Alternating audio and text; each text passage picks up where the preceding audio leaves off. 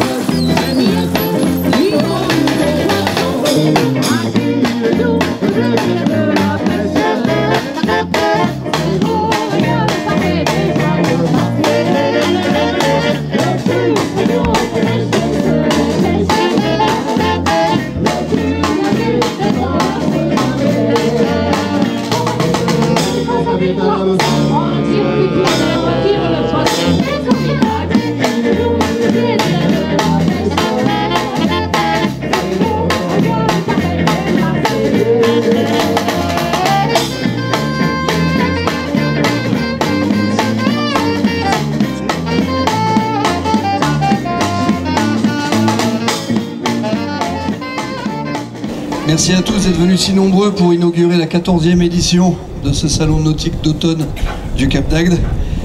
Et avant que je laisse la parole aux officiels qui nous accompagnent et sans qui on ne pourrait pas réussir ce salon, je voudrais céder en premier lieu la parole à Christophe Palomares, qui est à la fois le président de ce salon et président de l'association des professionnels du nautisme du Cap d'Agde.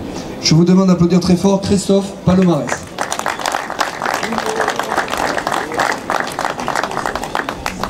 Alors, merci à tous. Déjà, je suis très heureux d'ouvrir ce salon sous un beau soleil. C'est déjà un bon signe.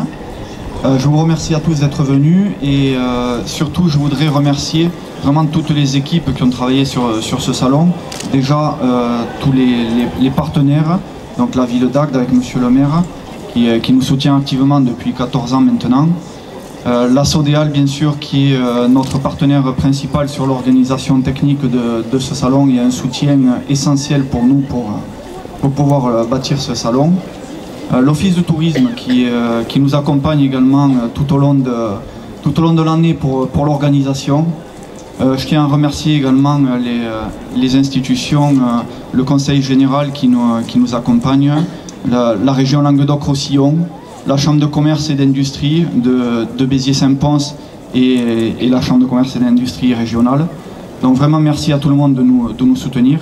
Ce salon nautique, comme le disait Daniel Gali, tombe chaque année dans ses vacances de Toussaint et permet d'avoir une animation remarquable sur la station du Cap d'Agde.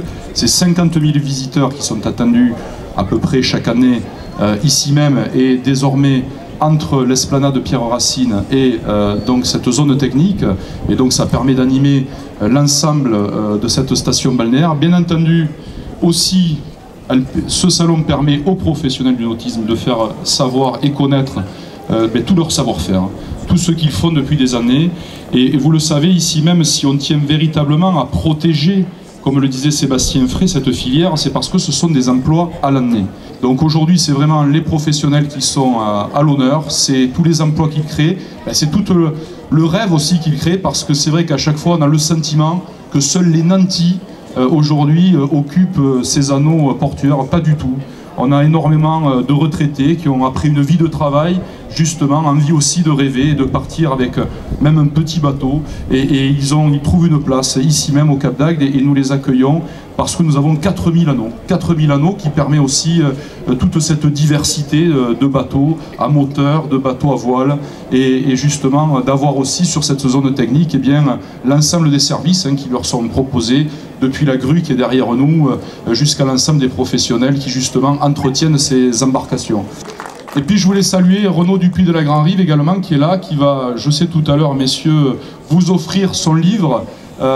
Oui, tous les deux vous viendrez, mais je vous salue à vous d'abord monsieur Dupuis de la Grand Rive parce qu'il a rejoint les services municipaux, il fait partie, vous le savez, il dirige la section, ou la brigade qui justement protège les aires marines de cette ville, 14 km sur les 80 justement de rivage, et vous le savez, nous défendons la Posidonie, nous défendons bien entendu tout ce milieu naturel sous-marin très important.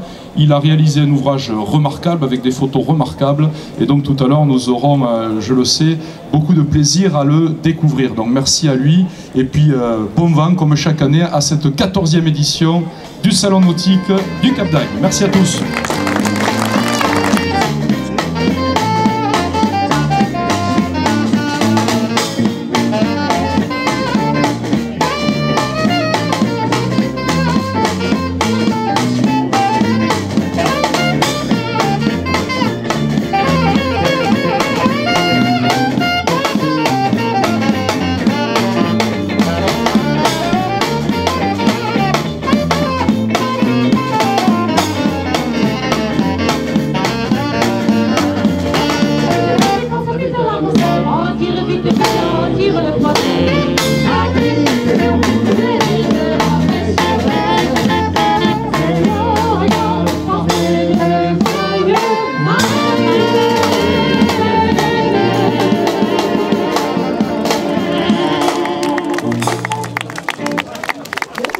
Nous nous trouvons actuellement dans la salle machine de la nouvelle vedette du Cap d'Agde, donc la SNS 211, qui vient tout juste de sortir des chantiers gâteaux de Martigues.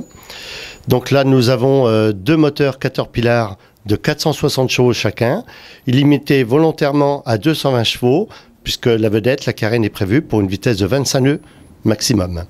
Donc ils sont prévus pour durer longtemps, puisque cette vedette est prévue et conçue pour 30 ans.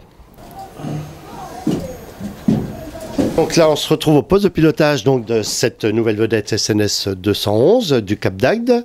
Donc vedette de classe 2, nouvelle génération, qui mesure 11,85 m sur 4,20 m de largeur.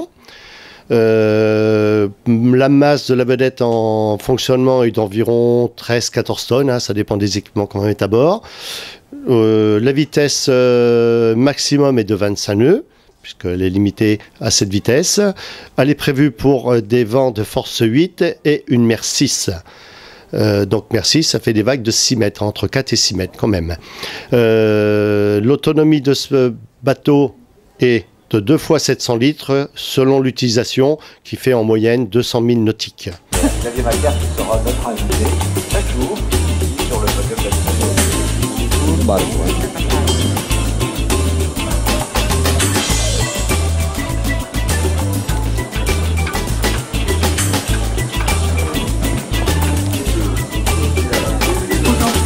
une mini-conférence entre midi et deux qui permettra aussi aux... Alors tout ça, c'est sous votre assistance.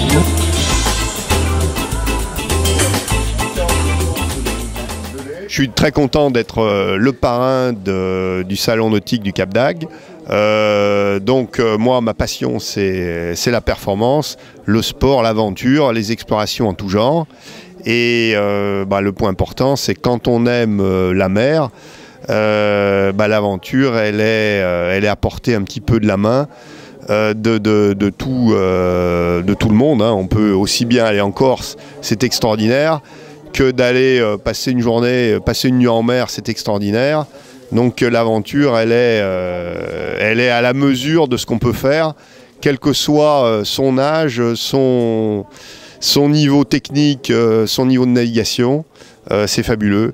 Alors là, on est donc au Cap d'Agde, et là je vois un slogan, si on peut appeler ça un slogan, qui me plaît énormément. C'est dommage que j'en sois pas l'auteur. Plus on connaît la mer, plus on la respecte. Donc moi, dans mon cas, j'aurais pu dire, plus on connaît la terre, ou plus on connaît la nature, plus on la respecte. Et c'est un petit peu ce que je fais à mon niveau, par exemple dans les collèges ou vis-à-vis de tout type de public.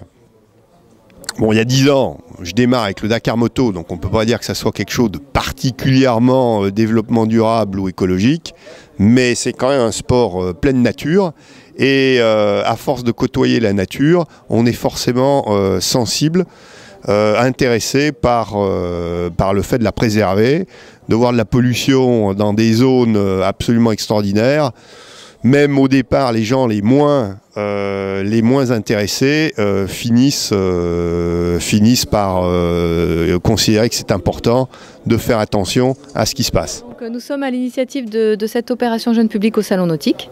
Donc, nous sommes intervenus dans plusieurs temps, en amont du salon dans les écoles et aussi au centre nautique où certaines classes ont pu bénéficier donc, des animations dans le cadre aussi de leur semaine de voile.